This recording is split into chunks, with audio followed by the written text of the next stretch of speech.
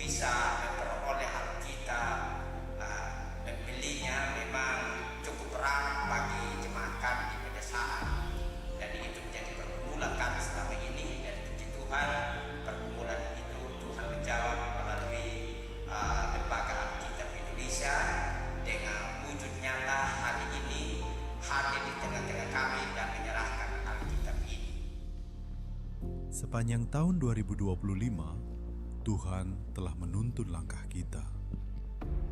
155.000 Alkitab telah menjangkau umat Selamat Tuhan. pagi Bapak Ibu Jemaat yang dikasihi Tuhan. Shalom. Ya, kita patut menaikkan ungkapan syukur hanya kepada Dia saja, oleh karena Ia telah menolong melihara hidup kita sepanjang malam peristirahatan ini, sehingga pagi ini kita boleh bangun, lalu kita dapat mempersiapkan hati pikiran kita, diri kita untuk datang di tempat ini, di gereja ini, memuji dan memuliakan nama Tuhan.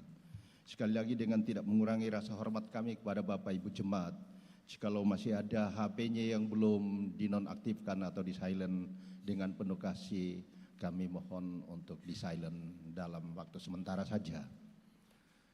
Dan kepada bapak-bapak yang ada di belakang, dengan penuh kasih kami mempersilakan maju ke depan, sebab kursi di depan masih sangat kosong.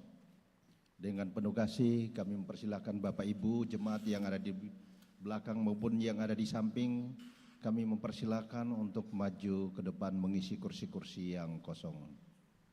Terima kasih atas kesediaannya. Baik, Bapak Ibu Jemaat yang dikasihi Tuhan, beribadahlah kepada Tuhan dengan sukacita, datanglah ke hadapannya dengan sorak-sorai, masuklah melalui pintu gerbangnya dengan nyanyian syukur, ke dalam pelatarannya dengan puji-pujian. Bersyukurlah kepadanya dan pujilah namanya. Mazmur 100 ayat 2 dan ayatnya yang keempat. Jemaat kami persilakan bangkit berdiri, kita mengagungkan Tuhan dengan menyanyikan dengan satu pujian muliakan Allah Bapa Kidung Jemaat 242 ayat 1 dan ayat 4.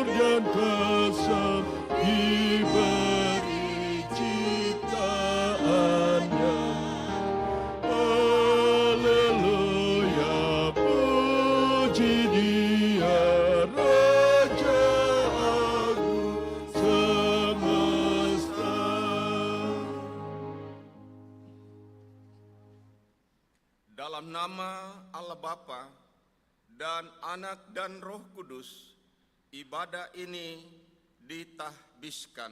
Amin.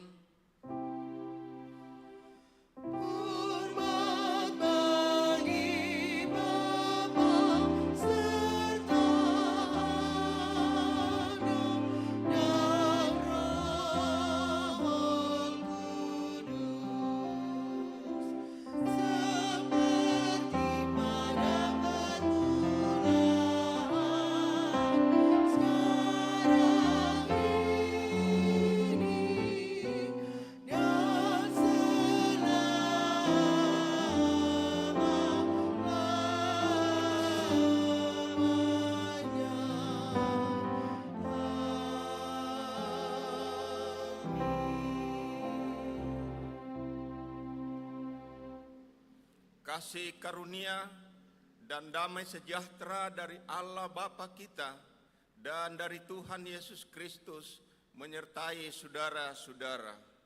Amin.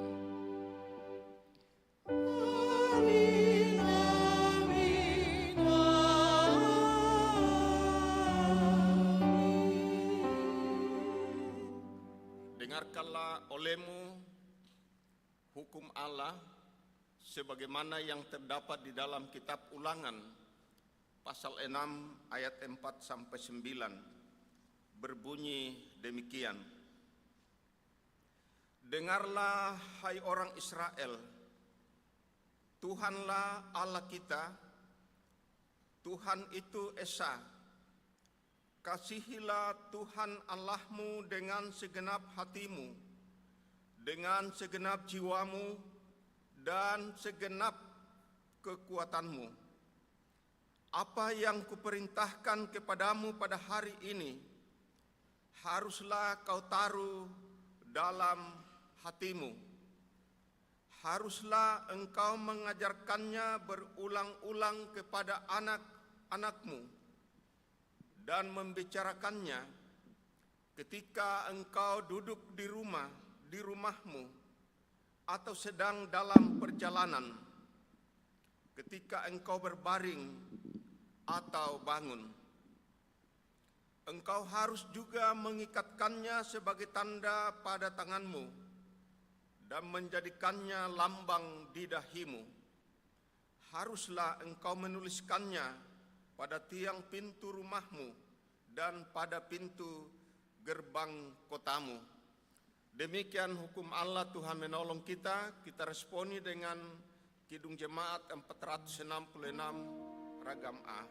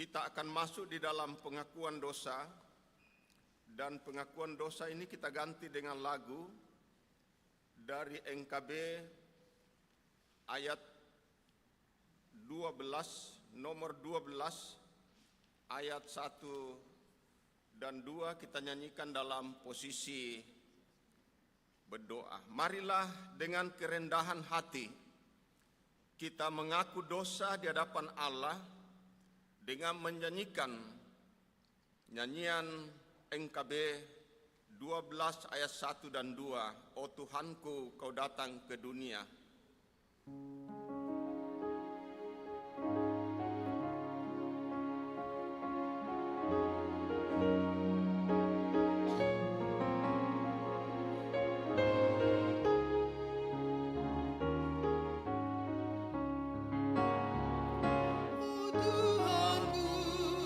Kau datang ke dunia untuk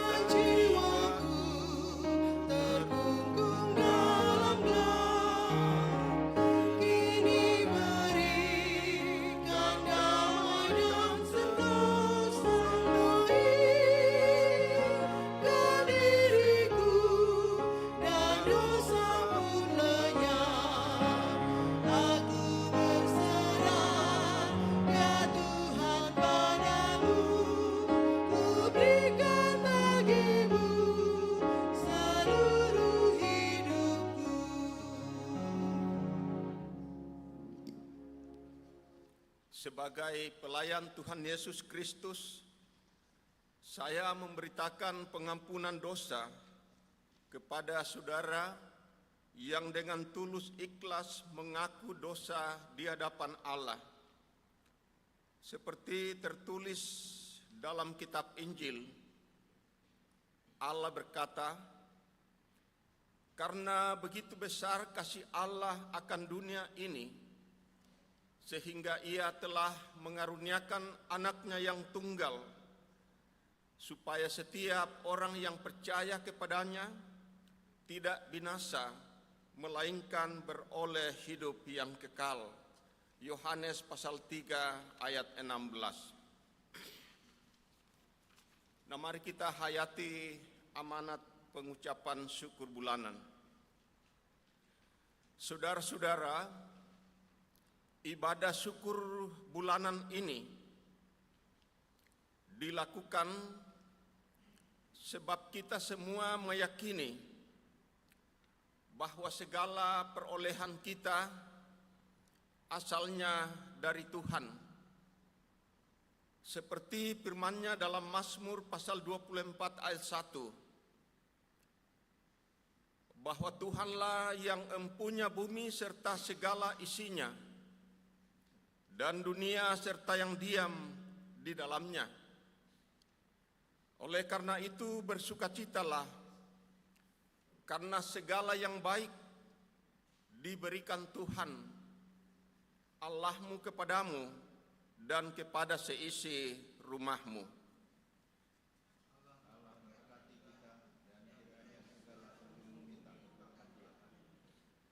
Amin.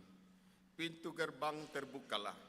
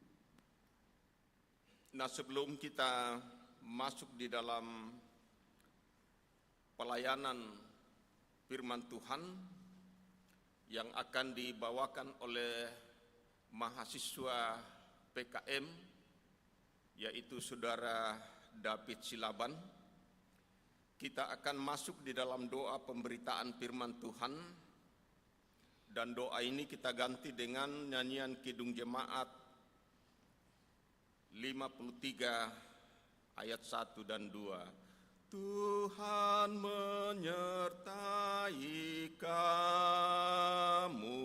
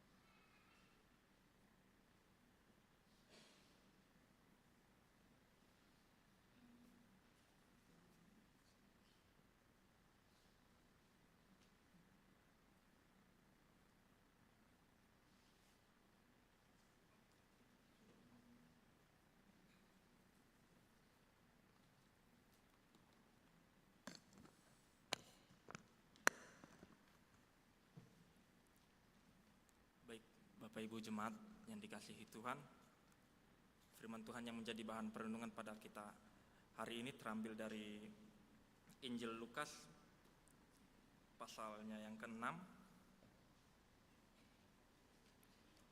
ayat 37 sampai 42. Injil Lukas pasal 6 ayat 37 sampai 42.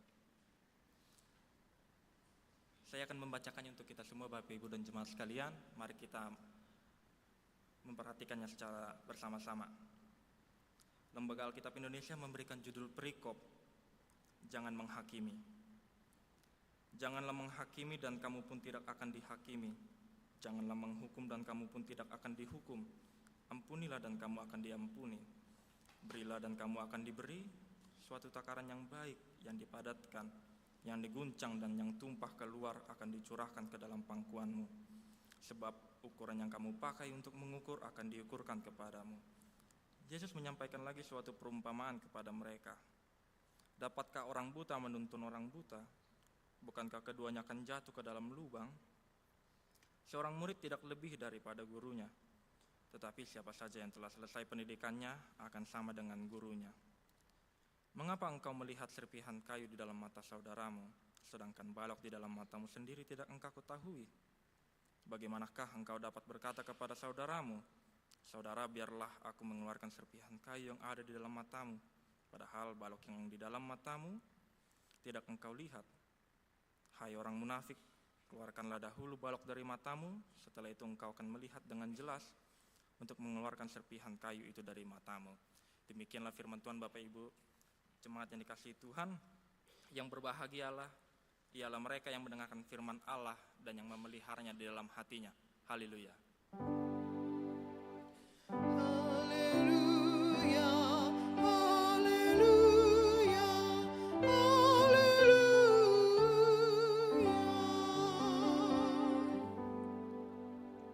Selamat pagi Bapak Ibu dan seluruh jemaat yang dikasihi Tuhan. Shalom. Ada pepatah yang sering kita dengar, tak kenal maka tak sayang. Tapi karena mungkin selama sebulan ini beberapa dari kita sudah saling mengenal atau mungkin belum kenal, izinkan saya berdiri di sini untuk menyapa kembali Bapak Ibu sekalian, biar rasa sayang kita semakin terkenal.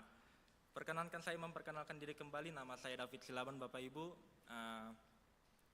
salah satu mahasiswa praktik dari sekolah kami, Sekolah Tinggi Filsafat Teologi Jakarta, yang diutus ke Sinode Gap Sultra dan dipercayakan untuk belajar bersama Bapak Ibu dan jemaat Ora et Labora sejak akhir Mei lalu. Jadi hari Minggu ini merupakan hari terakhir masa praktik pelayanan saya di sini. Jujur saja Bapak Ibu, untuk berdiri di sini rasanya campur aduk, mulai dari masa persiapan khotbah, bagaimana cara menulis, bagaimana cara memaparkan firman Tuhan dengan baik, hingga pada di mimbar yang panas ini, mimbar yang sebenarnya, itu rasanya luar biasa dan pengen sekali saya lompat dari sini karena dilihat oleh Bapak Ibu jemaat. Namun di tengah rasa gugup itu saya sangat bersyukur atas kesempatan yang diberikan oleh jemaat. Kiranya melalui perjumpaan terakhir di mimbar ini Bapak Ibu sekalian, kita semua termasuk saya sendiri boleh bersama-sama merendahkan hati untuk mendengarkan apa yang menjadi kehendak firman Tuhan bagi kehidupan kita. Adapun tema ibadah kita pada hari ini adalah jangan menghakimi. Tema yang sudah ditetapkan oleh Sinode Gap Sultra untuk direnungkan serentak di seluruh jemaat Gap Sultra pada minggu ini. Mungkin beberapa dari kita tahu ya Bapak Ibu jemaat sekalian, bahwa dalam minggu-minggu terakhir ini suasana sepak bola dunia sedang ramai kembali. Euforia Piala Dunia yang hanya digelar selama 4 tahun sekali akhirnya kembali hadir. Bagi para penggemar sepak bola, ini seperti pesta besar yang sudah lama dinanti-nantikan selama 4 tahun. Negara yang kita dukung akhirnya bertanding dan tentu kita semua berharap bahwa negara yang kita dukung akan menang dan membawa piala tersebut. Kecuali mungkin para pendukung Italia ya Bapak Ibu sekalian. Adakah pendukung Italia di sini sudah 3 kali berturut-turut gagal lolos Piala Dunia? Jadi kalau dalam sepak bola ini bisa dibilang hat-trick, tapi hat-trick yang tidak diinginkan kali ya. Tapi kiranya para pendukung Italia tetap diberi sukacita dalam euforia Piala Dunia kali ini. Jadi kalau Bapak Ibu perhatikan setelah selesai pertandingan, entah saat itu juga atau pada pagi harinya, media sosial langsung penuh dengan postingan-postingan Adalah yang mengirim video cuplikan pertandingan, adalah yang mengkritik kesalahan pertandingan, mengkritik kesalahan wasit, ada juga yang membuat candaan atau meme. Sampai-sampai komentar yang panjang sekali mengenai analisis hasil pertandingan, seolah-olah semua menjadi ahli sepak bola tiba-tiba. Ini pelatih bagaimana sih? Harusnya pemain ini yang dimainkan. Kenapa sih pemain itu diganti? Malah jadi kalah kan? Apalagi kalau ada momen penalti dan gagal menjadi gol, wah itu amukannya sudah luar biasa Bapak Ibu sekalian. Loh kenapa dia ngambil penalti? Kan masih ada yang lebih pantas daripada dia. Nah pokoknya komentar kita banyak sekali. Seolah-olah kita tahu persis apa yang terbaik. Kita tahu strategi yang paling benar untuk diatur oleh wasit. Kan tahu putusan yang seharusnya diambilnya. Saya rasa hampir semua orang pernah begitu, terlebih para pendukung sepak bola. Dan saya juga termasuk Bapak Ibu sekalian. Jujur saya adalah pendukung Argentina. Pagi ini mereka sedang bermain, terakhir di babak pertama 1-0 unggul Argentina. Puji Tuhan, edisi Piala Dunia kali ini tidak sebanyak itu komentar kami sebagai pendukung Argentina. Karena memang permainannya mungkin yang memuaskan atau kalau kata orang-orang pertandingan sudah disetting biar lawannya mudah. Tapi biarlah sudah itu Bapak Ibu sekalian.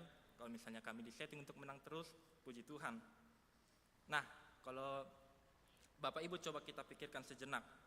Dari semua komentar kita sebagai penonton tadi, seandainya kita benar-benar diberi kesempatan untuk menggantikan mereka turun di lapangan, apakah kita akan sanggup Bapak Ibu? Kalau saya jujur, disuruh masuk lapangan saja, mungkin kuatnya paling sekitar 20 menit. Itu juga kalau nggak banyak lari. Sedikit aja lari saya mulai kehabisan nafas. Jangankan mengatur strategi menyerang atau bertahan, mengatur nafas saja saya sudah setengah mati. Karena pada dasarnya saya jarang berolahraga. Tapi anehnya dari tempat kita menonton Bapak Ibu di jemaat, semuanya terlihat begitu mudah. Kesalahan pemain terlihat jelas, keputusan pelatih terasa aneh bagi kita. Bahkan kadang kita menganggap keputusan wasit tersebut dengan keputusan yang yang bodoh. Kenapa bisa begitu Bapak Ibu sekalian? Hal itu terjadi karena kita menonton dari luar lapangan Bapak Ibu. Kita melihat seluruh pandangan dari satu sudut pandang yang tidak dimiliki para pemain. Kita bisa melihat pergerakan semua pemain sekaligus dari satu pandangan dari layar televisi. Tapi kita tidak merasakan tekanan yang mereka rasakan. Kita tidak merasakan kaki yang sudah lelah hampir 1 jam berlari ke sana kemari dan tidak mendengar teriakan puluhan ribu penonton yang bisa saja mengganggu konsentrasi mereka dalam bermain. Jadi saya kira Bapak Ibu jemaat sekalian, ini bukan soal sepak bola. Kebiasaan kita sebagai penonton di lapangan bola ternyata sering terbawa ke dalam kehidupan kita sehari-hari. Kita begitu mudah melihat kesalahan orang lain, begitu cepat memberi komentar, begitu merasa tahu apa yang seharusnya mereka lakukan jikalau kita melihat mereka salah. Padahal sama seperti para pemain di lapangan tadi, kita sendiri tidak pernah benar-benar berada di posisi mereka. Sepertinya ini memang sudah menjadi kebiasaan manusia sejak dulu ya Bapak Ibu. Jauh sebelum ada media sosial, jauh sebelum ada grup WhatsApp, jauh sebelum ada internet, manusia sudah terbiasa menilai orang lain dari luar lapangan kehidupan mereka. Kita mudah berkomentar tentang keputusan yang diambil oleh orang lain, menilai pilihan hidup mereka, cara mereka membesarkan anak, cara mereka menghadapi persoalan rumah tangga, cara mereka bekerja, dan bahkan cara mereka beribadah. Nah, mungkin pada saat ini kita sering menemukan itu. Semua itu sering kita lakukan dari tempat kita berdiri sendiri Bapak Ibu, tanpa pernah benar-benar masuk ke dalam lapangan kehidupan mereka. Nah, ternyata persoalan seperti ini bukan hanya terjadi pada zaman kita Bapak Ibu sekalian. Ribuan tahun yang lalu Tuhan Yesus sudah melihat kecenderungan yang sama pada orang-orang di sekitarnya. Karena itulah melalui bacaan firman Tuhan yang telah kita baca tadi, Tuhan Yesus mengajak para pendengarnya, juga mengajak kita untuk melihat kembali bagaimana kita memandang dan memperlakukan sesama kita. Sebelum kita masuk lebih dalam, ada baiknya kita memahami dulu suasana ketika Tuhan Yesus mengucapkan perkataan-perkataan dalam kitab tersebut. Injil Lukas ditulis oleh Lukas, seorang tabib yang dikenal teliti menyusun kisah tentang kehidupan Tuhan Yesus, terutama untuk orang-orang yang bukan Yahudi, supaya mereka bisa mengenal lebih dalam dan lebih jelas siapa itu Yesus dan apa arti karyanya bagi dunia ini. Bagian yang kita baca hari ini berada dalam rangkaian pengajaran yang sering disebut khotbah di bukit, tapi yang kali ini versi Lukas Meskipun sebenarnya menurut catatan Lukas sendiri, Yesus saat itu tidak sedang berada di bukit. Setelah memilih ke-12 muridnya, Yesus turun dan berdiri di sebuah tempat yang datar bersama para murid dan orang-orang banyak. Coba kita bayangkan suasananya di situ Bapak Ibu sekalian. Di sana ada 12 murid yang baru saja dipilih oleh Tuhan Yesus. Dengan latar belakang yang bermacam-macam, ada nelayan, ada pemungut cukai, dan orang-orang yang pekerjaannya yang jauh berbeda satu sama lain. Selain itu datang pula orang banyak dari berbagai daerah, dari Yudea, dari Yerusalem, bahkan dari wilayah pesisir Tirus dan Sidon. Dengan berbagai alasan, ada yang ingin mendengarkan pengajarannya, ada yang ingin disembuhkan, ada juga pula yang ingin berharap hidupnya dipulihkan kembali. Nah, di tengah orang-orang yang begitu beragam itulah Tuhan Yesus mengajar.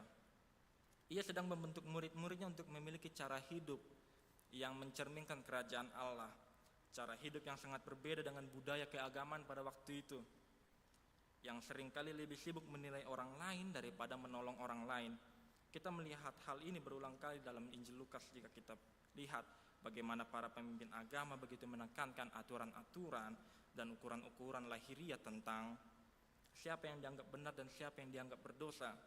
Akibatnya pemungut cukai dijauhi, orang-orang berdosa dipandang rendah, orang sakit sering dianggap sedang menerima hukuman Allah, dan mereka yang tidak memenuhi standar keagamaan diperlakukan secara tidak layak untuk diterima Bapak Ibu. Jadi ketika Yesus berkata janganlah kamu menghakimi, perkataan itu bukan sekedar nasihat supaya kita lebih sopan kepada orang lain Bapak Ibu. Ia sedang mengoreksi kita cara pandang yang sudah mengakar dalam kehidupan masyarakat pada waktu itu. Sekaligus juga mengajarkan mereka bahwa sebagai warga kerajaan Allah kelak, murid-muridnya dipanggil untuk memandang sesama dengan cara yang berbeda. Sekarang coba kita masuk pelan-pelan ke dalam teksnya. Tuhan Yesus membuka bagian ini dengan berkata pada ayat 37, janganlah menghakimi dan kamu pun tidak akan dihakimi, janganlah menghukum dan kamu pun tidak akan dihukum, ampunilah dan kamu akan diampuni. Kita mungkin sering mendengar kalimat ini ya Bapak Ibu sekalian, tidak asing bagi kuping kita dan mungkin sudah cukup akrab. Tapi kalau kita perhatikan baik-baik, Tuhan Yesus di sini enggak sekedar memberikan larangan. Tuhan Yesus sedang menunjukkan sebuah prinsip kehidupan, bahwa cara kita memperlakukan orang lain adalah cara yang pada akhirnya akan kembali pada kita, pada diri kita sendiri. Ini bukanlah ancaman dan bukan pula rumus bahwa setiap perbuatan pasti langsung dibalas pada saat itu juga.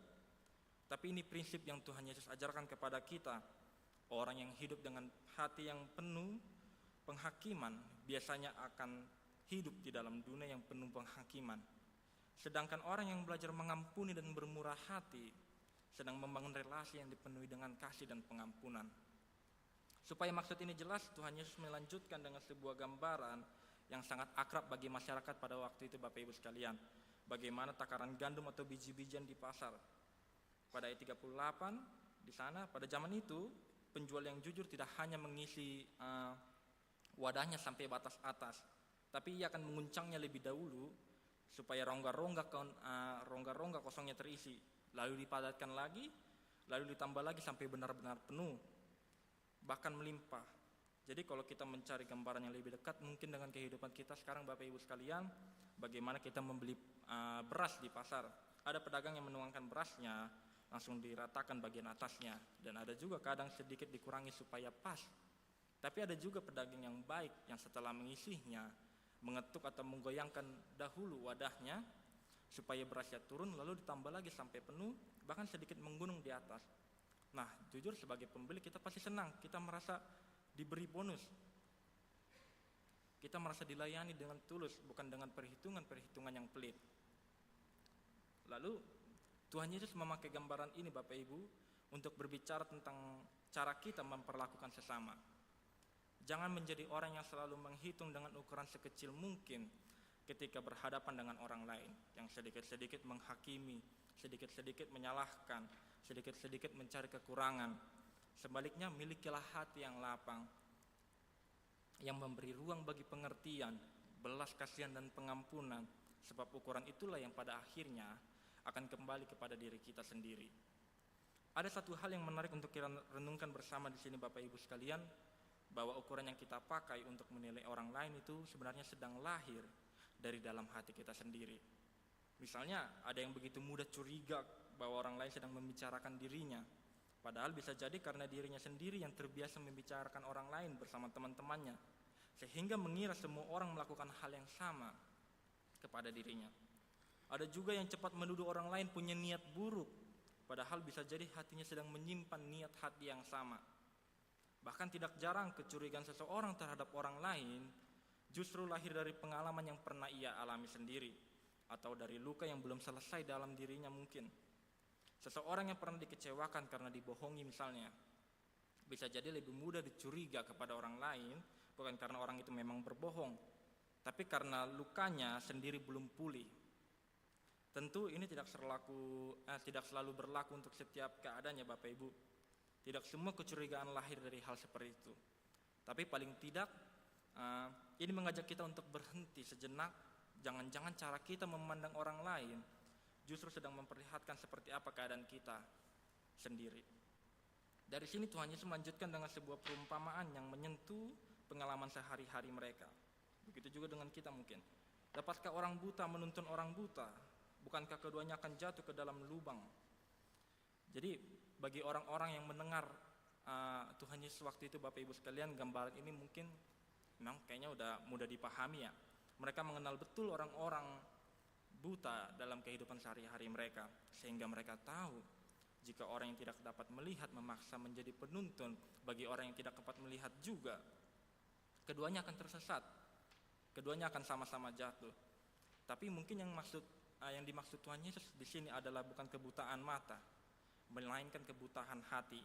Kebutaan yang membuat seseorang begitu mudah melihat kesalahan orang lain, tapi tidak mampu melihat keadaan dirinya sendiri. Bukankah ini sering terjadi juga dalam hidup kita Bapak Ibu Saudara? Kadang kita begitu yakin bahwa orang lain salah, merasa paling tahu apa yang seharusnya mereka lakukan, begitu semangat memberi nasihat, padahal mungkin kita sendiri sedang bergumul dengan hal yang tidak jauh berbeda. Karena itu Tuhan Yesus menambahkan pada ayat 40, seorang murid tidak lebih daripada gurunya, tetapi siapa saja yang telah selesai pendidikannya akan sama dengan gurunya. Tuhan Yesus di sini mengingatkan kita Bapak Ibu bahwa seorang murid harus lebih dahulu belajar sebelum ia layak membimbing orang lain. Ia harus dibentuk, ia harus diajar, harus dikoreksi, bahkan belajar mengakui kelemahannya sendiri terlebih dahulu. Begitu juga dalam kehidupan kita. Sebelum kita begitu cepat menilai orang lain, ada baiknya kita terlebih dahulu membiarkan firman Tuhan masuk ke dalam hidup kita, masuk menilai kita. Sebelum sibuk mengoreksi kehidupan sesama kita memberi kesempatan kepada Tuhan untuk mengoreksi hidup kita.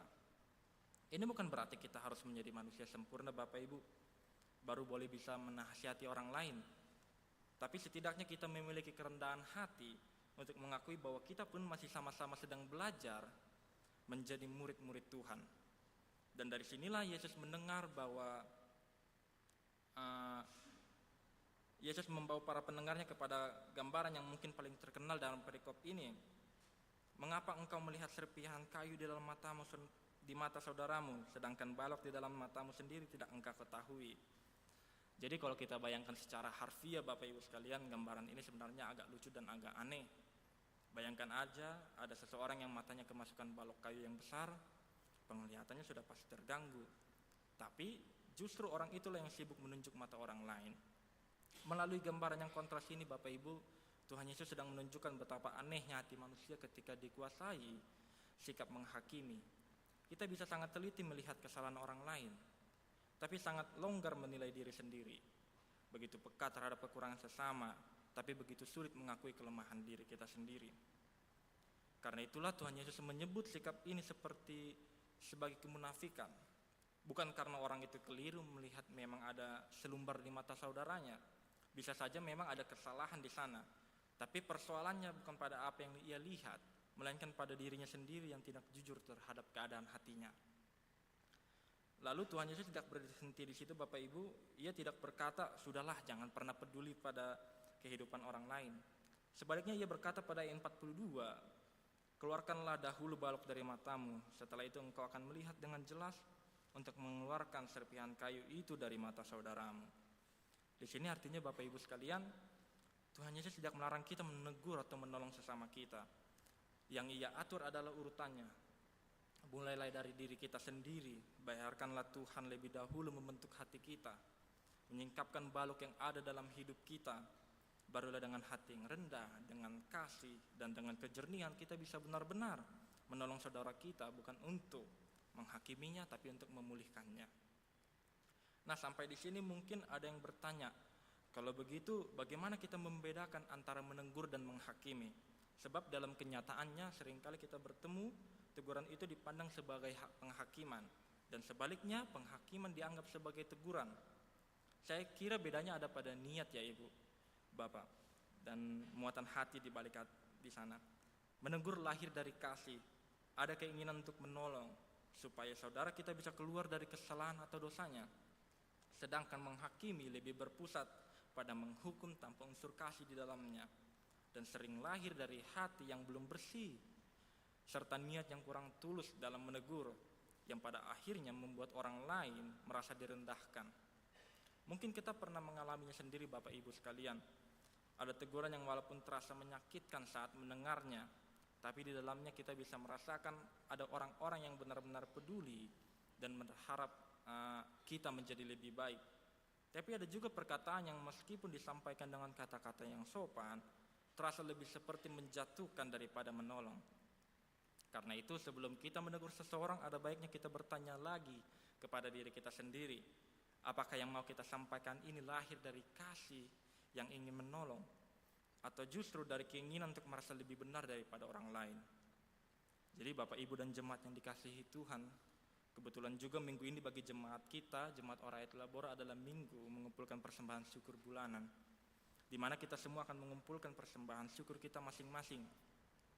Saya kira juga menjadi kesempatan baik bagi kita untuk sama-sama menerapkan firman Tuhan yang baru saja kita renungkan pada hari ini. Sebab kadang-kadang tanpa sadar, kita juga bisa saling menghakimi dalam hal persembahan, entah menilai besar kecilnya persembahan orang lain, atau membanding-bandingkan kesungguhan hati seseorang hanya dari apa yang kelihatan untuk dipersembahkan. Padahal Tuhan tidak pernah melihat besar kecilnya jumlah yang kita berikan. Tuhan melihat hati kita di balik setiap persembahan itu. Karena itu mari kita datang dengan hati yang bersyukur tanpa perlu menilai atau dinilai oleh sesama Bapak Ibu. Sebab yang Tuhan cari bukan besarnya persembahan kita, tapi ketulusan hati kita dalam mempersembahkannya. Bapak Ibu dan jemaat yang dikasihi Tuhan, firman Tuhan hari ini sebenarnya sederhana bagi kita, tapi mengena betul dalam kehidupan kita sehari-hari. Cukup simpel untuk menerapkannya mungkin dalam pikiran kita, tapi cukup sulit untuk mengerjakannya. Jadi marilah kita belajar untuk lebih dulu melihat ke dalam diri kita sendiri Bapak Ibu, sebelum kita sibuk menilai kehidupan orang lain. Sebab hidup ini bukan pertandingan yang bisa kita tonton sambil duduk santai memberi komentar dari jauh, tapi sebuah lapangan yang kita jalani bersama-sama dengan segala pergumulan dan keterbatasan masing-masing kita.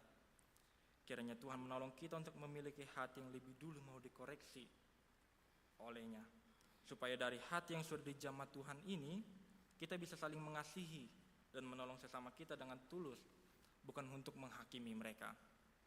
Jadi sebelum saya mengakhiri, izinkan saya berterima kasih kembali untuk kesempatan yang Bapak Ibu jemaat berikan kepada saya selama masa praktik ini, terkhusus pada hari ini boleh berdiri dan melayani firman Tuhan di mimbar yang panas ini. Kiranya kasih dan kebaikan Tuhan dan kebaikan Bapak Ibu sekalian saya terima menjadi bekal saya untuk terus bertambah dalam pelayanan saya ke depannya, jikalau Tuhan izinkan saya untuk melayaninya kelak. Terima kasih, Tuhan Yesus memberkati kita semua. Amin.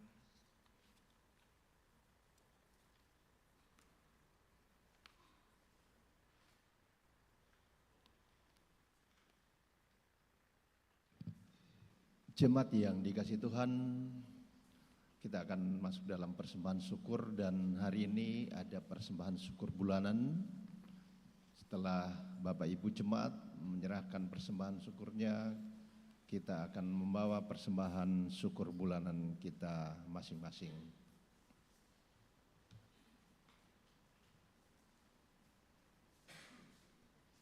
Ya, sambil persembahan kita edarkan, kita akan menyanyi dengan kidung pujian NKB 119 ayat 1 hingga persembahan selesai diedarkan. Nyanyikanlah lagi bagiku.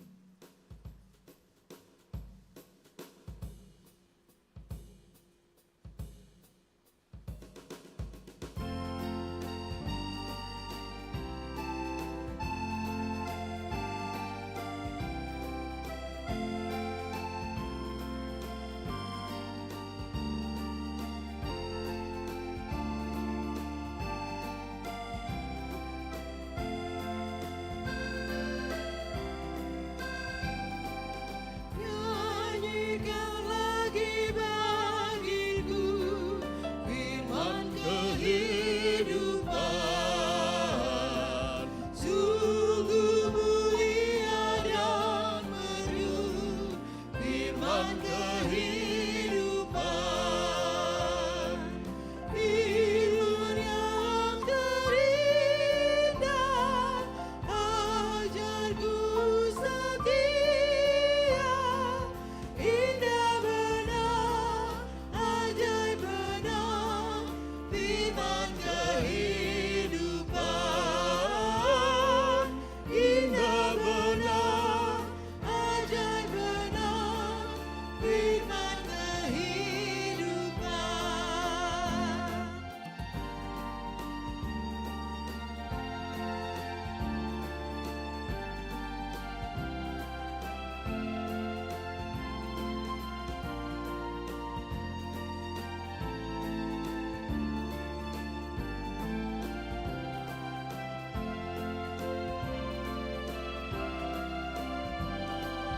Kristus memberi dunia firman kehidupan.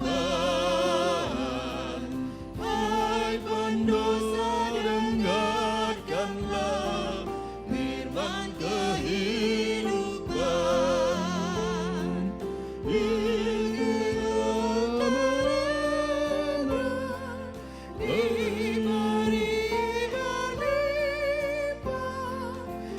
Indah benar, ajaib benar, firman kehidupan. Indah benar, ajaib benar, firman kehidupan.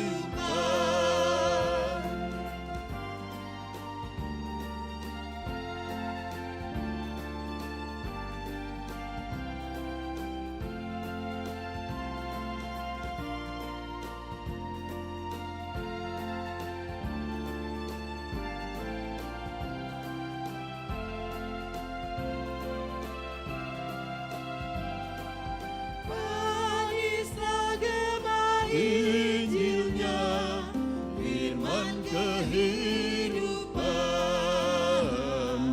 damai ampunan diberinya, firman kehidupan. Yesus Juru Selamat, sumber segala rahmat, indah benar, ajaib benar, firman kehidupan. Indah benar, ajaib benar, firman kehidupan. Kita kembali ayatnya yang pertama.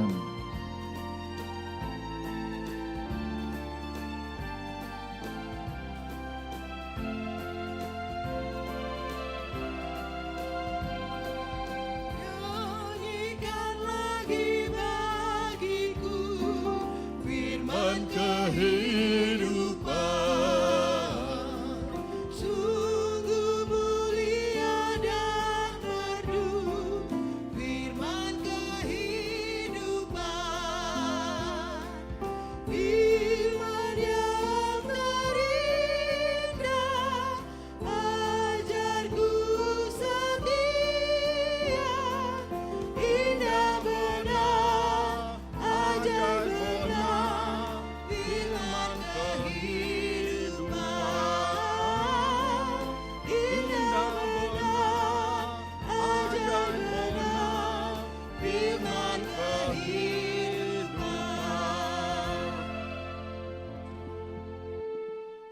Disilakan berdiri dan mari kita serahkan persembahan-persembahan ini kepada Tuhan untuk diberkati dan digunakan di dalam pelayanan. Mari berdoa. Ya Tuhan, sumber segala berkat, kami bersyukur untuk penyertaan-Mu sepanjang ibadah saat ini. Terima kasih atas anugerah keselamatan yang Tuhan Yesus berikan kepada kami semua. Sebagai wujud syukur dan komitmen jemaat yang telah Engkau tebus, kami mempersembahkan sebagian harta kami, termasuk persembahan syukur dan PSB bulan ini. Kuduskanlah pemberian ini untuk kemuliaan nama-Mu, serta perluasan pelayanan gereja-Mu. Dan bagi jemaat-Mu yang setia dalam mempersembahkan hidup dan kehidupannya, lipat gandakan hasil kerja mereka, usaha, dan segala yang dikerjakan tangan mereka, agar mereka menjadi teladan dalam kemurahan hati. Di dalam Tuhan Yesus, kami serahkan persembahan ini kepadamu Tuhan. Berkati dan bimbing kami dalam mengaturnya untuk program Jemaat Ora et Labora. Amin. Disilakan duduk kembali.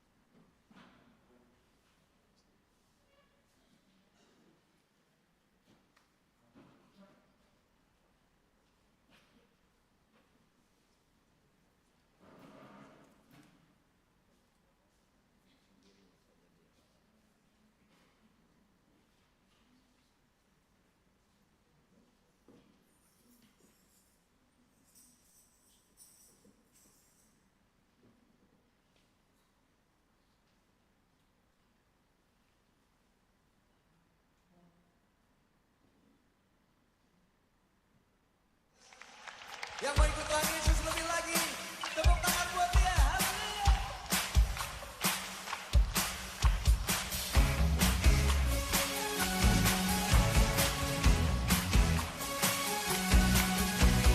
Tuhan Yesus ya.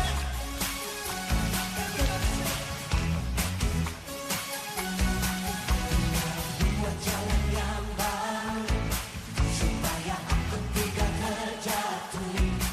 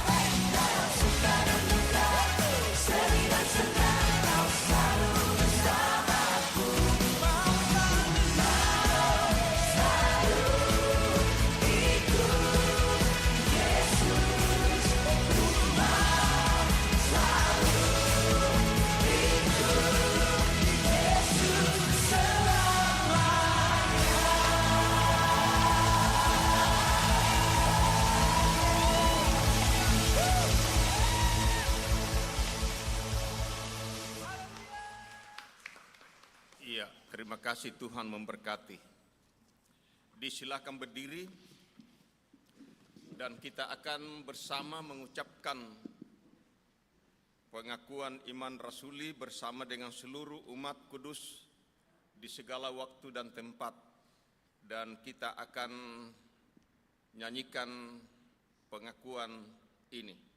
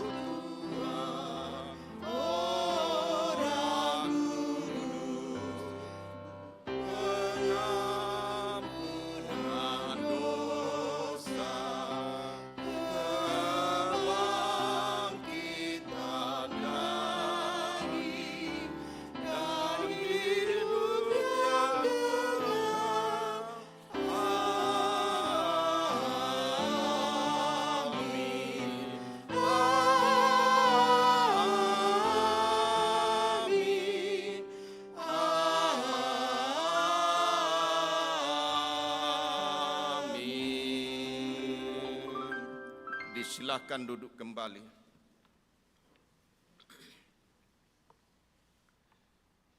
Mari kita masuk di dalam doa syukur dan doa syafaat. Tuhan menyertai saudara-saudara. Marilah berdoa. Ya Tuhan Allah Bapa kami mengucap syukur atas pemeliharaan-Mu sepanjang sepekan lalu. Terima kasih atas perkenan-Mu sehingga kami dapat melaksanakan ibadah pada saat ini yang dirangkai dengan syukur bulanan. Kami juga bersyukur untuk anggota jemaat yang merayakan pertambahan umur dan usia pernikahan dari tanggal 6 hingga 12 hari ini.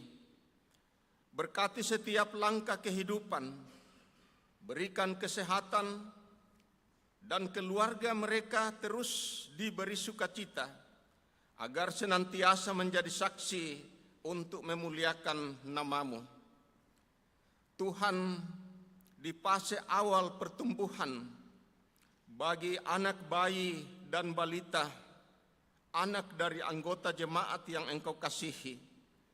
Hamba mohon lindungi kesehatan fisik dan psikis mereka, penuhi kebutuhan gizi dan kasih sayang, agar mereka tumbuh dalam rasa aman untuk menghadapi masa depan. Bagi anak remaja yang sedang mengikuti proses pendidikan dan perkembangan, bukalah pikiran mereka untuk menemukan talenta, minat, dan potensi digital yang Engkau titipkan. Beri hikmat agar mereka tekun belajar di tengah godaan zaman. Bagi pemuda-pemudi yang sedang berjuang, bukakan jalan masa depan, beri ketekunan, beri peluang kerja, dan hikmat dalam mengambil keputusan demi nama Tuhan. Dekatkan mereka pada visi-Mu agar tidak salah arah. Jadikan generasi ini tangguh, generasi yang takut akan Tuhan dan berhasil dalam setiap perjuangan mereka. Kami membawa kaum bapa, kaum ibu dan lansia ke dalam hadirat-Mu yang menghadapi pergumulan dan beban hidup yang berat di era modern yang penuh tantangan ini. Sebagaimana Engkau menyediakan Zoar sebagai tempat perlindungan yang aman bagi Lot, kami memohon agar Engkau menjadi Zoar bagi seluruh jemaat Ora et Labora. Berikanlah kepada para bapak-bapak hikmat dan kekuatan dalam memimpin serta menafkahi keluarga masing-masing. Berikan kepada ibu-ibu kesabaran dan ketenangan di tengah kesibukan mereka. Dan bagi para lansia, kiranya tangan kasih-Mu terus memelihara kesehatan, memberi damai sejahtera dan menjadi tempat perlindungan yang teguh di masa tua mereka. Kami membawa saudara-saudara kami yang berbeban berat ke dalam tangan-Mu. Kami berdoa bagi para janda, duda, dan para single faren. Kiranya Engkau sendiri menjadi penghibur, sumber kekuatan, dan penyedia segala kebutuhan mereka. Berikan hikmat dalam membesarkan anak-anak mereka. Kami juga berdoa untuk anak yatim piatu. Jadilah Bapa yang melindungi, membimbing masa depan mereka, dan memberikan mereka kasih sayang yang melimpah. Di dalam masa-masa sulit, biarlah mereka semua merasakan damai sejahtera-Mu.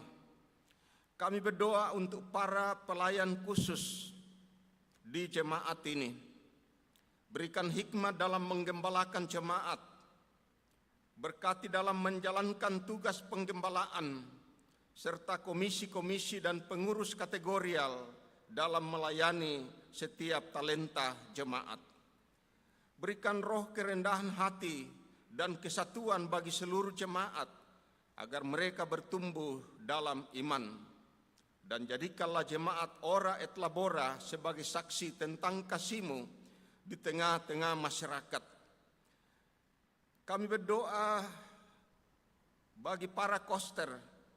Kiranya Engkau memberikan kekuatan dan kesehatan dalam mempersiapkan rumah ibadah ini. Berkati seluruh panitia Natal, berikan hikmat dan kesatuan hati agar setiap persiapan perayaan berjalan lancar dan memuliakan nama-Mu hingga pada hari H nanti. Kami juga menyerahkan pos pelayanan kesehatan. Berilah para tenaga medis hikmat dan perlindungan untuk melayani jemaat dengan baik. Berkati seluruh panitia. Kami juga menyerahkan pemerintah kami, TNI dan Polri. Berikan kepada mereka hikmat dan integritas untuk menjaga keadilan dan kedamaian bangsa ini. Kami juga menyerahkan seluruh persiapan pelaksanaan sidang sinode ke-19 yang akan dilaksanakan pada tanggal 28 sampai 31 Juli di Hotel Claro. Urapi setiap panitia, berikan kelancaran dan hikmat agar seluruh rangkaian acara hingga pelaksanaan nanti selesai dengan baik.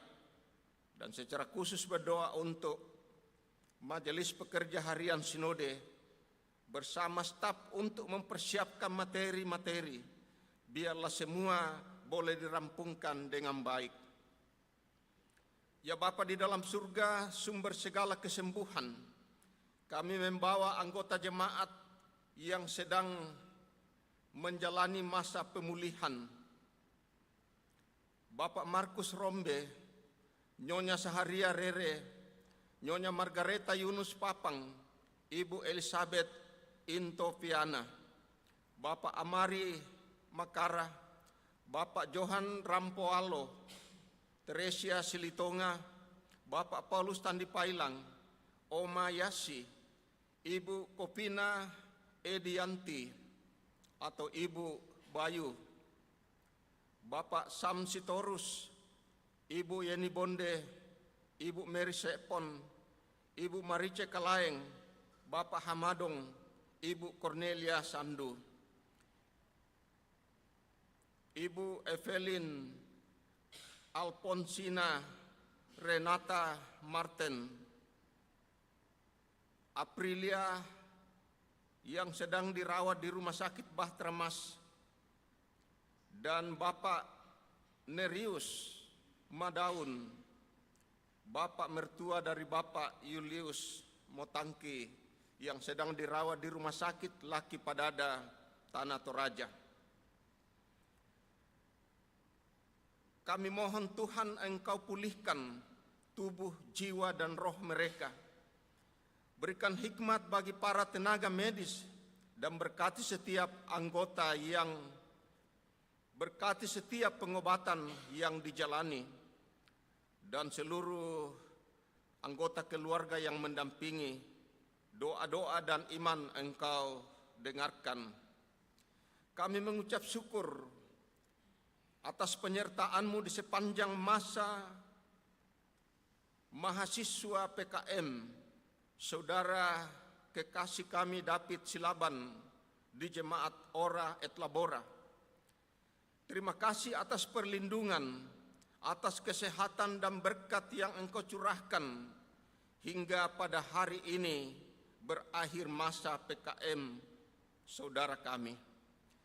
Kami mohon berkat-Mu untuk perjalanan pulang ke Jakarta. Kiranya Engkau senantiasa menjaga dia. Berkati pula jemaat Ora et Labora yang terus bertumbuh dalam iman. Saat para mahasiswa kembali melanjutkan studi, kiranya Engkau menganugerahkan hikmat, kesehatan, dan kemudahan bagi saudara David Silaban, supaya boleh menyelesaikan kuliahnya dan boleh menjadi pelayan khusus Tuhan. Ya Tuhan Allah Bapa kami berdoa bagi para pemuda-pemudi yang sedang menanti jodoh. Kuatkan iman mereka agar tidak bimbang, melainkan terus bersekutu denganmu. Berikan pasangan hidup sepadan yang takut akan Tuhan. Berkati juga proses pembinaan pranikah yang akan dilaksanakan buat Saudari Mita dan Saudara Muel Amba yang akan diberkati pada tanggal 25 bulan ini. Bapa di dalam surga, kami juga berdoa buat keluarga Bapak Ayu bersama istri yang sore nanti akan kembali ke Bandung, tepatnya di Cimahi. Dan berdoa juga bagi Bapak Sastian Setiawan yang sedang menuju Seroako dan Palopo. Dan jika masih ada anggota jemaat yang melakukan perjalanan, biarlah Tuhan tuntun perjalanan mereka dan mereka masing-masing tiba di tempat tujuan, dan semua kegiatan-kegiatan yang dilakukan termasuk Bapak Bayu bersama istri akan fokus menata masa depan sebagai masyarakat yang akan tinggal di Cimahi. Bapa di dalam sorga, inilah doa syukur dan syafaat kami.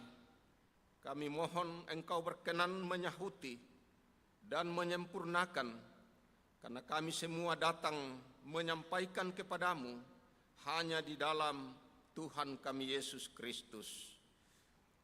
Amin.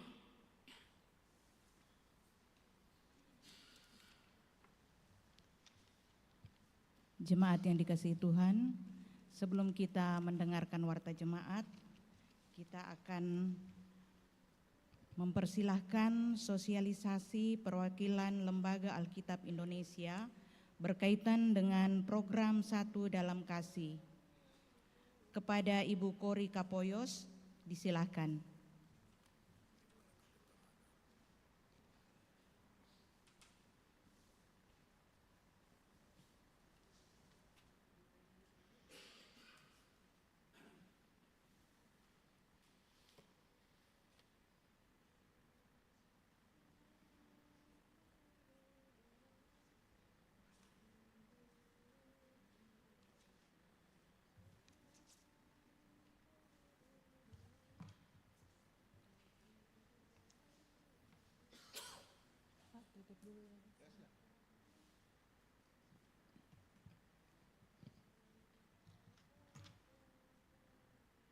Yang kami hormati pelayan firman, Bapak Pendeta Markus Tani STH, Bapak Ibu Majelis, serta Jemaat Ora et Labora Kendari. Terimalah salam persekutuan dari kami, Shalom.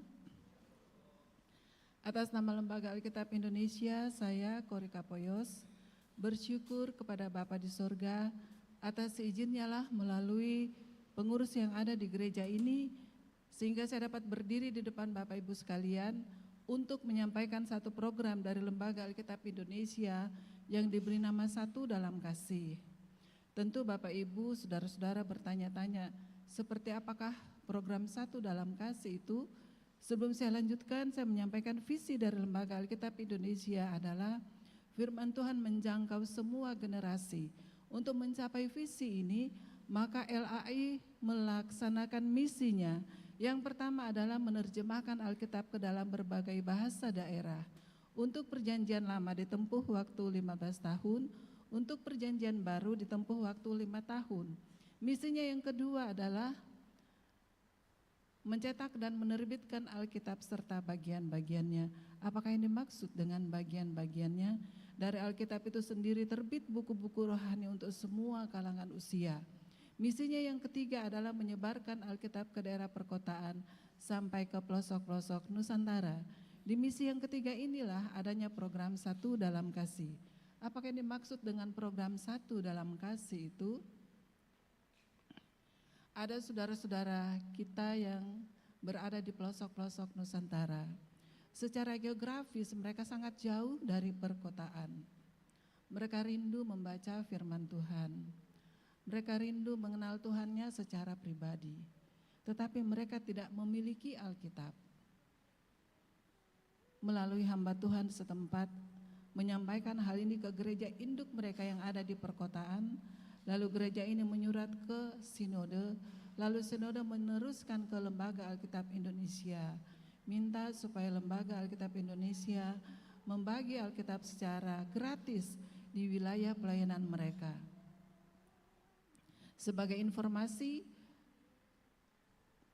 tahun 2024 tercatat jumlah sinode yang ada di Indonesia 327. Itu yang terdata di Departemen Agama Republik Indonesia. Bapak Ibu, saudara-saudara bisa membayangkan 50% saja dari jumlah sinode ini menyurat ke LAI minta dilayani umatnya yang ada di pelosok-pelosok Nusantara secara gratis. Apakah itu bisa dilakukan oleh LAI? Tetapi oleh hikmat Tuhan, LAI pada akhirnya menempatkan diri sebagai jembatan antara saudara-saudara kita yang ada di pelosok Nusantara dan saudara-saudara seiman yang ada di perkotaan seperti yang terjadi sekarang ini. kami menyampaikan masalah ini. Jikalau ada di antara kita yang tersentuh hatinya untuk mengirimkan firman Tuhan kepada saudara-saudara seiman kita yang ada di pelosok-pelosok Nusantara, marilah kita bergandengan tangan dengan LAI. Marilah kita bahu-membahu dengan LAI. Caranya adalah ada envelope tadi yang sudah dibagikan. Bila Bapak Ibu tersentuh hatinya, satu Alkitab itu biaya cetaknya Rp105.000 untuk 1 jiwa. 2 Alkitab biaya cetaknya itu Rp210.000 untuk 2 jiwa. Atau terserah Bapak Ibu mau memberikan berapa, dengan senang hati kami menerimanya. Lalu kami akan mengumpulkannya, itu mencetak Alkitab, mengirim ke pelosok-pelosok Nusantara, agar supaya saudara-saudara seiman kita punya kesempatan untuk membaca firman Tuhan. Ketika mereka dibangun rohaninya dengan membaca firman Tuhan, mereka pun bertambah kesempatan untuk membagi benih-benih firman Tuhan, benih-benih kebenaran sama dengan saudara-saudaranya yang ada di perkotaan. Caranya kita untuk mengulurkan tangan adalah yang pertama, jikalau ada yang mau memberi hari ini dapat memasukkan dukungannya di envelope ini. Dan sebentar ketika akan meninggalkan gereja ini, saya akan berdiri di depan memegang paper bag. Yang akan memberi dapat memasukkannya ke paper bag.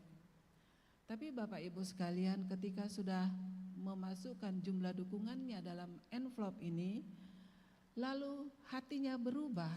Yang kami sampaikan bahwa dukungan itu tidak usah dilanjutkan karena ada syaratnya untuk memberi. Syaratnya adalah berikanlah itu dengan hati yang tulus dan ikhlas, seperti kita lakukan, seakan-akan kita lakukannya itu untuk Tuhan. Caranya yang lain adalah kalau ada yang akan memberi minggu depan dapat memasukkan ke kantong kolektor. Minggu depan atau 2 minggu depan nanti pihak TU akan berkoordinasi dengan LAI. Cara yang lain adalah di dalam envelope ini ada lembar informasi. Di sini ada kiris. Kalau misalkan ada yang mau transfer silakan saja. Tolong cantumkan namanya dan nama gerejanya. Kenapa? Karena ini berlaku seluruh Indonesia. Sedangkan kami ini adalah di perwakilan Makassar yang membawahi 6 provinsi. Jadi kami tetap menganjurkan cantumkan nama jemaatnya.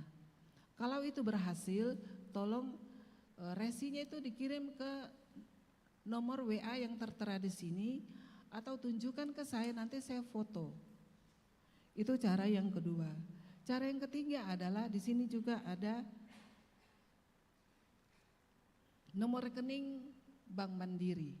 Kalau mau melakukan dengan cara yang seperti itu, lalu prosesnya berhasil, tetap kami mengharapkan kirimkan itu ke nomor WA yang ada di sini atau tunjukkan ke saya akan foto. Selanjutnya kita saksikan tayangan video berikut ini.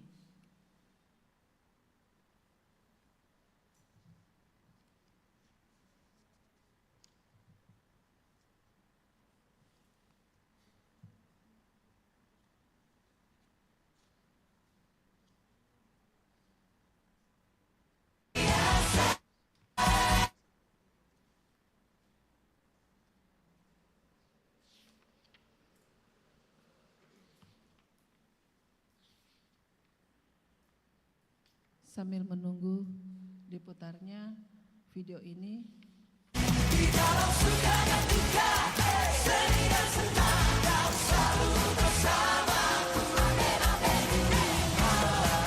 Itu menjadi makanan kami yang membawa kami sampai pada hari ini. Itu Alkitab. Karena kami belajar dari situ, kami bertumbuh itu dari Alkitab itu sendiri. Kami belajar dan juga kami praktekkan.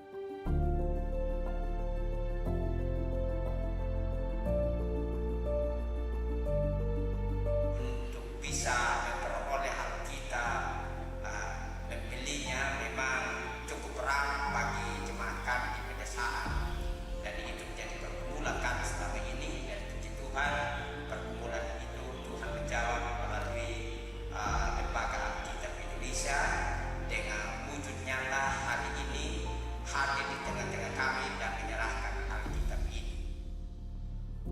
Sepanjang tahun 2025, Tuhan telah menuntun langkah kita. 155.000 Alkitab telah menjangkau umat Tuhan yang begitu merindukan sentuhan firman-Nya. Terima kasih kepada para mitra yang telah membuka pintu harapan bagi mereka yang selama ini sulit memiliki Alkitab.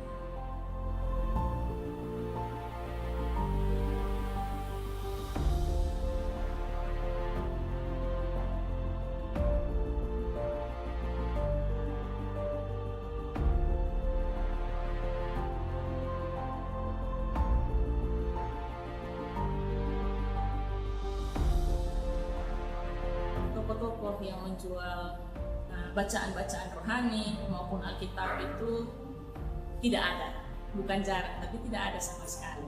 Sehingga untuk mendapatkannya butuh menyeberang ke provinsi, dan itu menempuh perjalanan sekitar 8-9 jam. Dan pada tahun 2026, kita kembali berjalan bersama. 155.000 Alkitab dan bagian-bagiannya akan diteruskan ke Dairi, Lampung Tengah, Sintang, Mahakam Hulu Kutai Barat, Barito Timur, Rampi, Sumba Tengah, Wewewa, Kodi, Lama Holot, Rote Barat Daya, Mee, Tolikara, Walak, dan Una. Mari terus mengambil bagian dalam karya Tuhan yang mulia ini, agar firman-Nya hadir, menguatkan, dan menerangi setiap umat-Nya dimanapun mereka berada.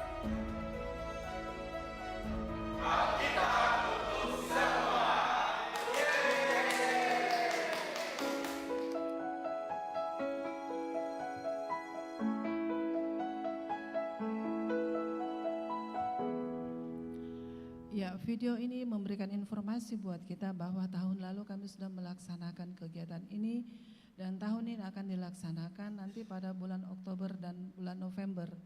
Sekali lagi yang kami mau menyampaikan bahwa kami tidak hanya memberi kepada orang-orang dewasa, tetapi juga anak-anak sekolah minggu. Kami lengkapi mereka bacaan-bacaan sekolah minggu untuk semua kalangan usia dengan harapan supaya mereka lebih awal mengenal Tuhannya secara pribadi. Jadi kembali kami menghimbau jikalau Bapak Ibu tersentuh hatinya untuk mengirimkan firman Tuhan kepada saudara-saudara kita di pelosok, marilah bergabung dengan Lembaga Alkitab Indonesia. Kita bergandengan tangan dan kita bahu-membahu. Ada orang yang diutus secara pribadi untuk pergi menginjil, tetapi Tuhan punya cara lain lagi, yaitu kita tidak perlu pergi ke pelosok-pelosok Nusantara untuk mengabarkan Injil, tetapi kita punya kesempatan untuk mengirimkan firman Tuhan bagi mereka semua. Terima kasih, dan pada akhirnya atas nama Lembaga Alkitab Indonesia kami akan memberi tanda kasih kepada jemaat di sini melalui Bapak Pendeta. Kalau Bapak Pendeta bisa ke depan untuk menerima bingkisan dari Lembaga Alkitab Indonesia.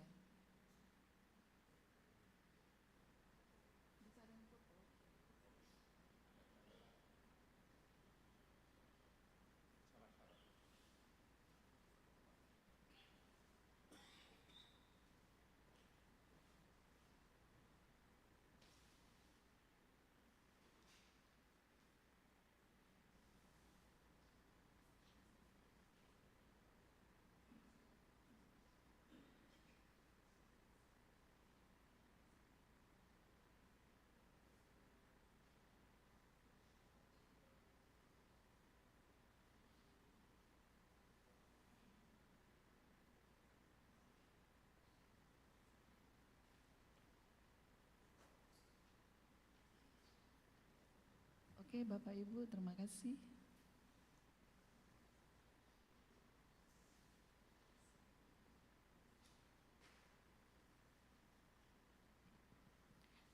Terima kasih kepada Ibu Kori Kapoyos yang sudah membawakan sosialisasi program Satu Dalam Kasih.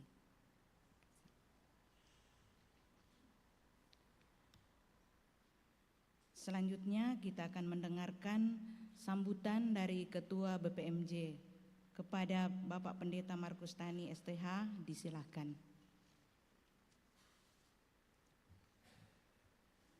Ya, terima kasih kesempatan ini. Shalom, selamat beribadah dan salam sejahtera bagi kita semua. Yang saya hormati para presbiter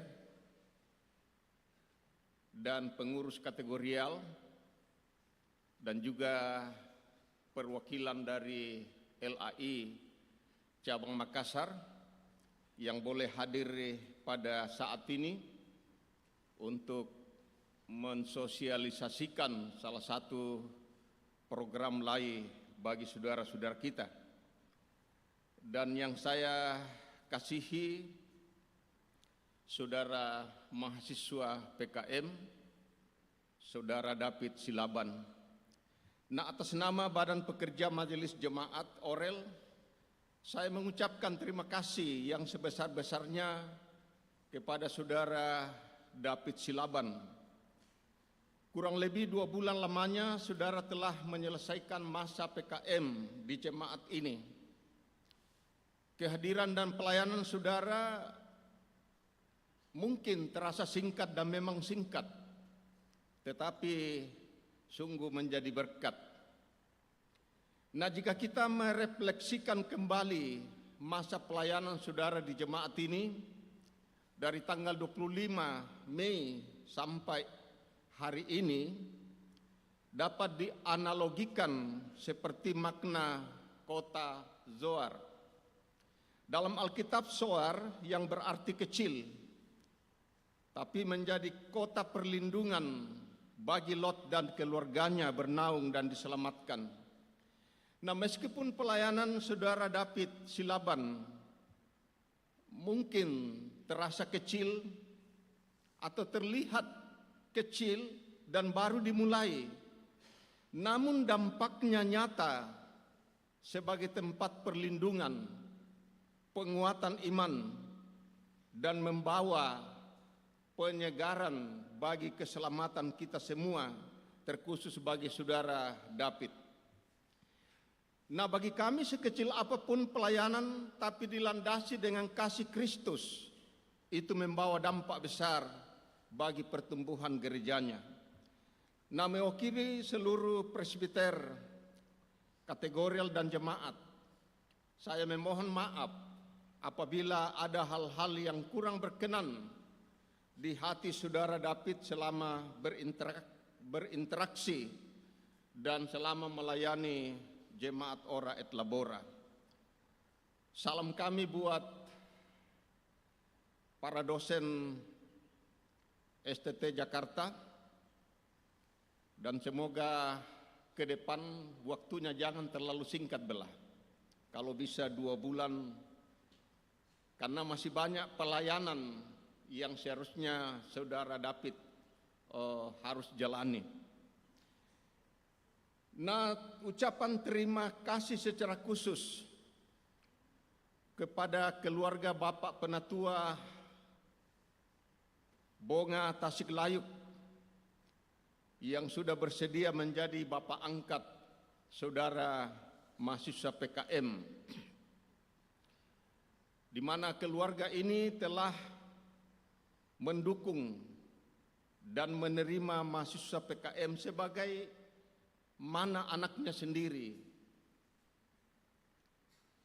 termasuk akomodasi yang memang jemaat Orel anggarkan, namun keluarga mengatakan biarkanlah akomodasi itu dikasihkan oleh mahasiswa PKM pada saat dia kembali dan sebentar nanti diserahkan. Jadi sekali lagi kepada keluarga Penatua Bapak Bonga Tasiklayuk bersama Ibu dan kedua saudara kekasih, terima kasih sudah menjadi bapak angkat sekalipun singkat, tetapi sangat berarti bagi jemaat ini dan tentu bagi saudara David. Sekian dan shalom.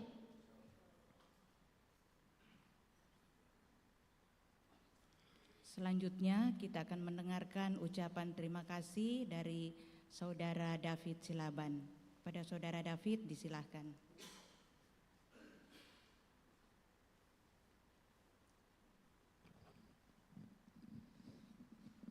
Ya, yang saya hormati pertama-tama Bapak Ibu Majelis Jemaat Ora et Labora, yang saya hormati bagian dari LAI yang berkunjung pada hari ini Jemaat Labora, Ora et Labora, dan Bapak Ibu Jemaat yang saya kasih dalam Tuhan. Saya menyapa kembali Shalom.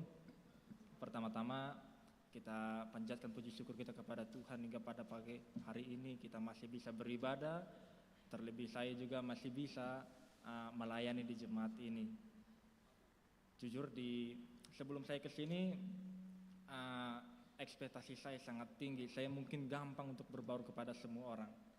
Saya mungkin gampang kali karena saya sudah terbiasa bertemu dengan orang-orang yang beragam budayanya. Karena dalam kampus kami menganut oikumene, jadi beragam-beragam budaya sinode, beragam-beragam sinode datang untuk ini. Dalam satu angkatan kami juga banyak dari GPIB, dari GEMIT, dari GKP, dan lain-lainnya. Dan saya rasa kayaknya untuk berbaur dengan orang-orang baru tidak ada masalahnya. Tapi ternyata itu semua pudar Bapak Ibu Jemaat.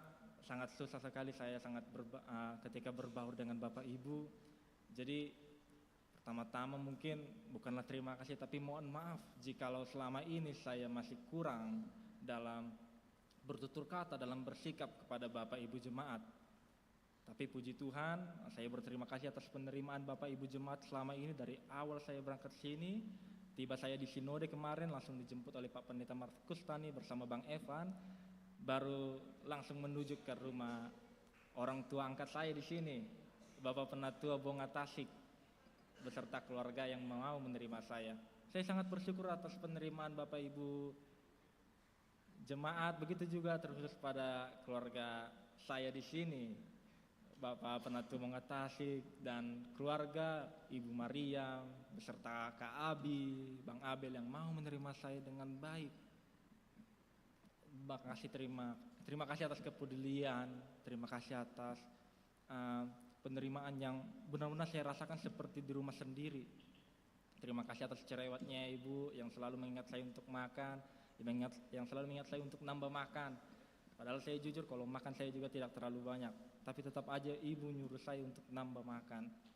Terima kasih atas Bapak Ibu Jemaat yang mau menerima saya dalam pelayanan-pelayanan kategorial.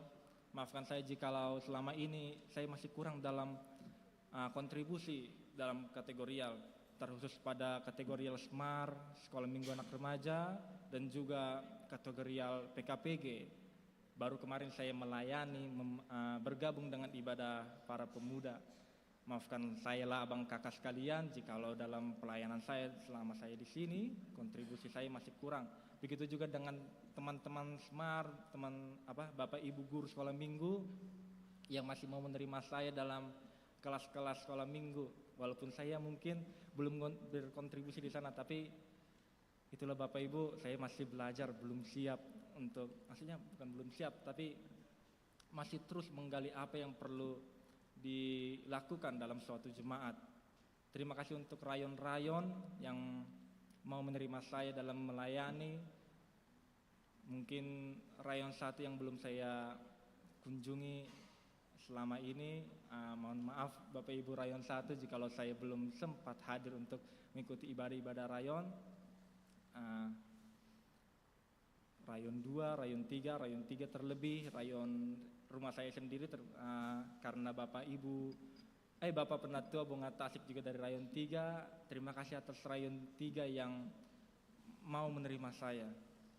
Mungkin itu saja dari saya Bapak Ibu Jemaat yang terkasih dalam Tuhan.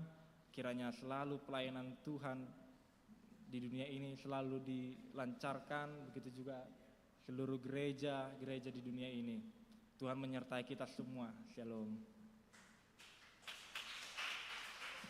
Ya, terima kasih Saudara David, boleh berdiri di depan. Ya, kita akan memberikan tanda kasih kepada Saudara David sesuai dengan warta jemaat yang minggu lalu yang sudah diinformasikan. Untuk pemberian tanda kasih yang pertama, kami beri kesempatan kepada BPMJ. Ya, minta tolong didokumentasikan.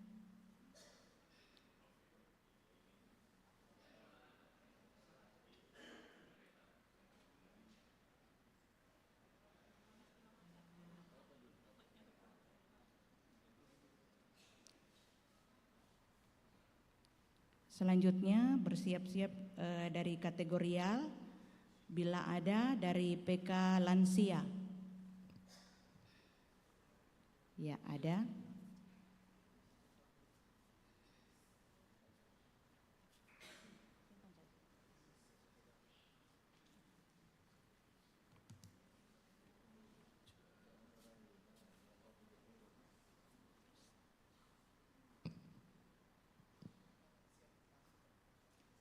Oh ya, permintaan untuk para lansia yang hadir pada saat ini untuk hadir di depan berfoto bersama. Ya, mari opa oma. Ya, mungkin di bawah situ, bagus. Biar.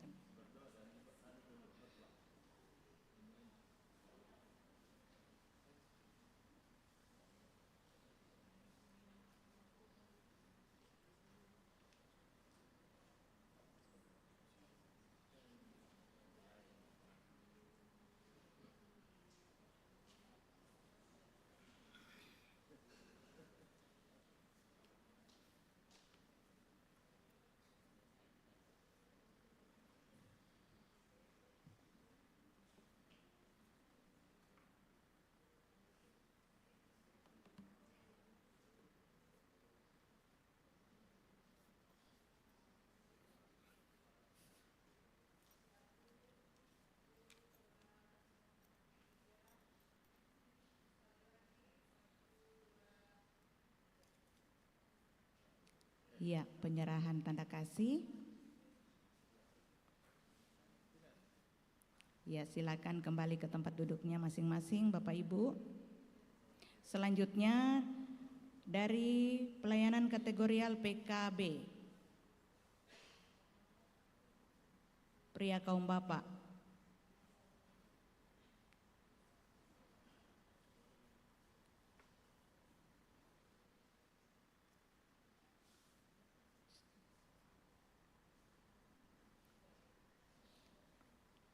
Ya, selanjutnya PK Perki.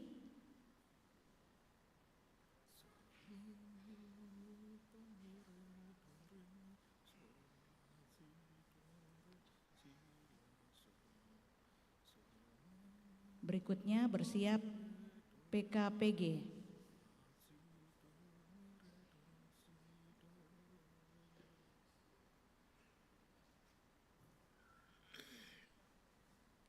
Ya, dari PKPG dan selanjutnya dari PK Smar. Ya, foto dulu.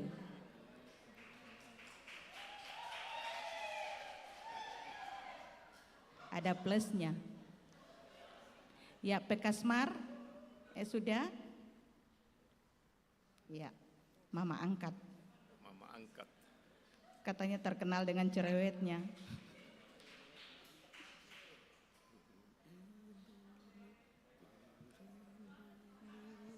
Ya, bapak angkatnya juga berfoto.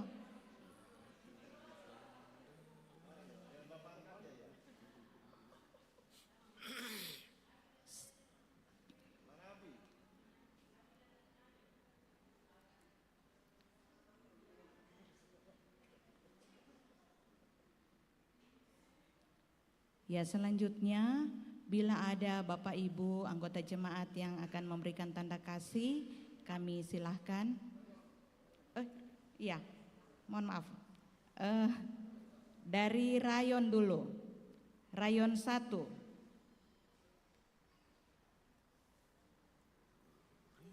Ya, koordinator rayon 1.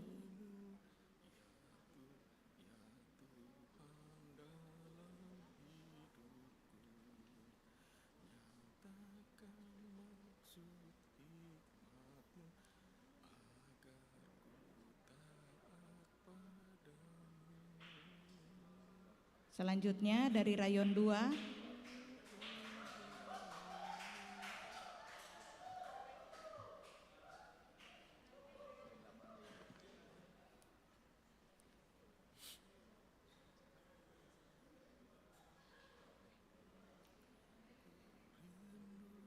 bersiap dari Rayon 3.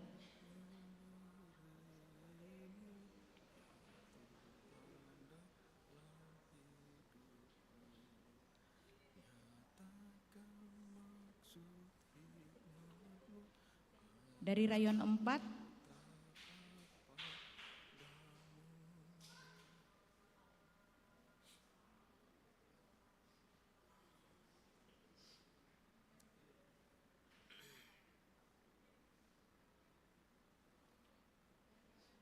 menghadap kamera, Pak. Ya, selanjutnya dari Rayon 5. Ya, ini saudara kembarnya Pak David Heber dan David Silaban. Ini David. Ya.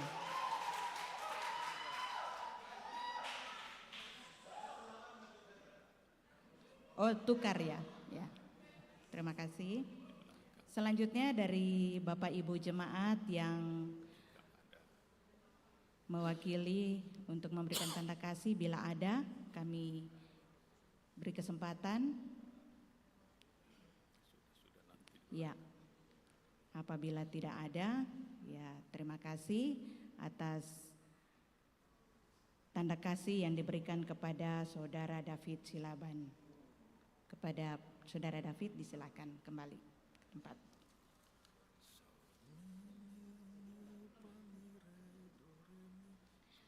Selanjutnya Bapak Ibu jemaat yang dikasihi Tuhan, kita akan memperhatikan warta jemaat yang ada di tangan kita masing-masing. Warta jemaat tanggal 12 Juli 2026. Kita lihat pada poin ibadah rumah tangga itu tidak ada perubahan sesuai dengan warta jemaat. Kategorial begitu juga. Hanya di poin penyampaian ada beberapa yang perbaikan dan penekanan. Poin pertama, BPMJ Jemaat Orel Trabora, rapat evaluasi Majelis Jemaat Orel akan dilaksanakan pada hari Jumat tanggal 24 Juli 2026. Untuk itu diharapkan kepada Komisi Koinonia, Marturia, Kategorial, dan Diakonal, Kategorial Jemaat PK Lansia, PK PKB, PK Perki, PKPG, dan PKSMAR untuk melaksanakan evaluasi, dan yang sudah melaksanakan evaluasi agar segera menyerahkan laporan evaluasi kepada BPMJ paling lambat Kamis tanggal 16 Juli 2026. Poin keempat, pemberkatan nikah sesuai dengan warta jemaat. Poin 5, 6, 7, 8, 9, dan yang ke-10 aksi pencarian dana. Hari ini, Minggu 12 Juli 2026, PKPG Jemaat Oraet Labora mengadakan pencarian dana dalam bentuk penjualan bubur kacang hijau. Penjualan ini sementara dilaksanakan di depan gereja, dan untuk diketahui bahwa aksi dana atau penjualan bubur kacang hijau ini bertujuan untuk pelayanan Konkordia ke jemaat kecil di Moramo pada tanggal 19 Juli 2026. Tambahan, minggu depan 19 Juli 2026 akan dilaksanakan pertukaran pelayan seklasis Kendari Konawe Utara yang akan melayani di Jemaat Oraet Labora Kendari pada ibadah jam pertama Pendeta Abraham STH dan pada jam kedua Pendeta Stephen Saimani STH. Sedangkan Pendeta Markus Tani STH akan melayani di Jemaat Immanuel Kendari dan Pendeta Martinus Pengturunan STH akan melayani di Jemaat Oikumene Kendari.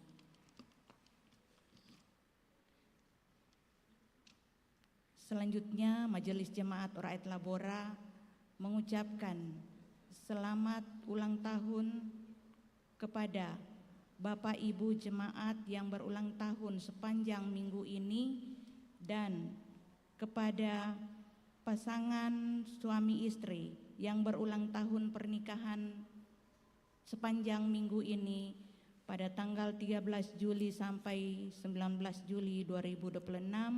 Tuhan Yesus memberkati kehidupan keluarga Bapak Ibu sekalian.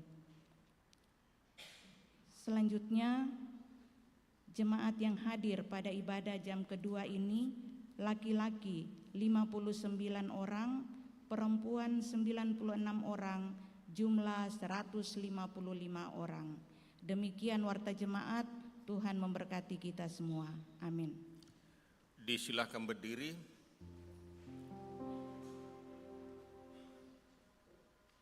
Kita menyanyi dari NKB 182 ayat pertama dan 3.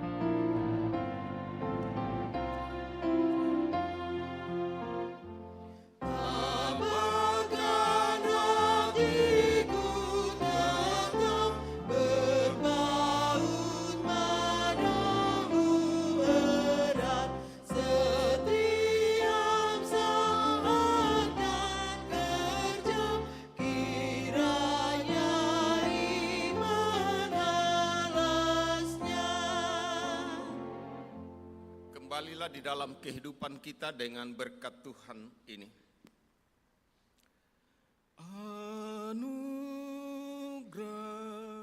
Tuhan kita Yesus Kristus, pengasihan Allah, persekutuan dalam Roh Kudus, kiranya menyertai kita. Amin.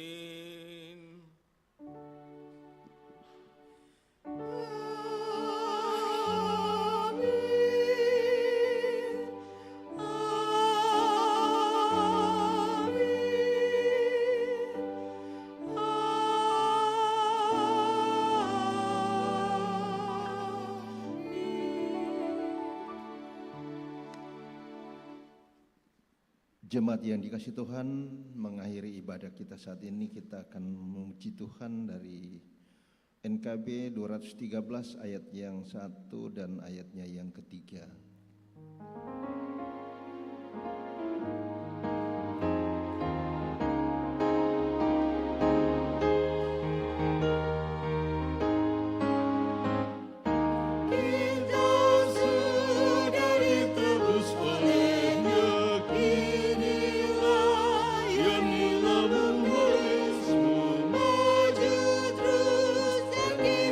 Baginya sanjung rajamu.